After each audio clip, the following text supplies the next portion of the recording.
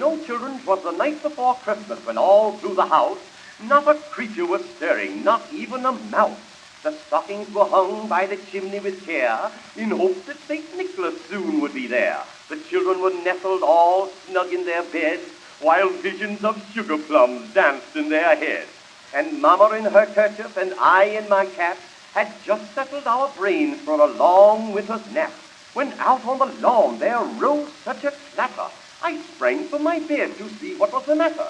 Away to the window I flew like a flash, tore open the shutter and threw up the sash. The moon on the breast of the new-fallen snow gave a luster of midday to objects below, when what to my wondering eye should appear but a miniature sleigh and 8 tiny reindeer, with a little old driver so lively and quick.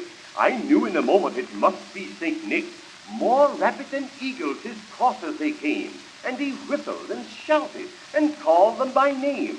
Now Dasher, now Dancer, now Prancer and Vixen, on Comet, on Cupid, on Donder and Blitzen, to the top of the porch, to the top of the wall, now dash away, dash away, dash away all.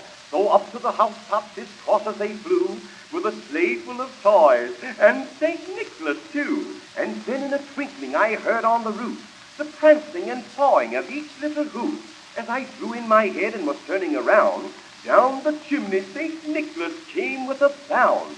He was dressed all in fur from his head to his foot, and his clothes were all tarnished with ashes and soot.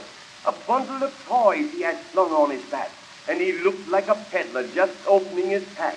His eyes, how they twinkled, his dimples, how merry, his cheeks were like roses, his nose like a cherry, his droll little mouth was drawn up like a bow, and the beard on his chin was as white as snow. The stump of a pipe he held tight in his teeth, and the smoke it encircled his head like a wreath. He had a broad face and a little round belly that shook when he laughed like a bowl full of jelly. He was chubby and plump, and a right jolly old elf, and I laughed when I saw him in spite of myself. A wink of his eye and a twist of his head soon gave me to know that I had nothing to dread.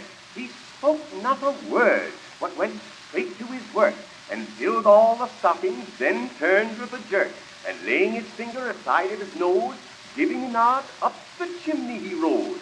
He sprang to his sleigh, to his team gave a whistle, and away they all flew like the down of a thistle. But I heard him exclaim as he drove out of sight, "Merry Christmas to all, and to all a good night."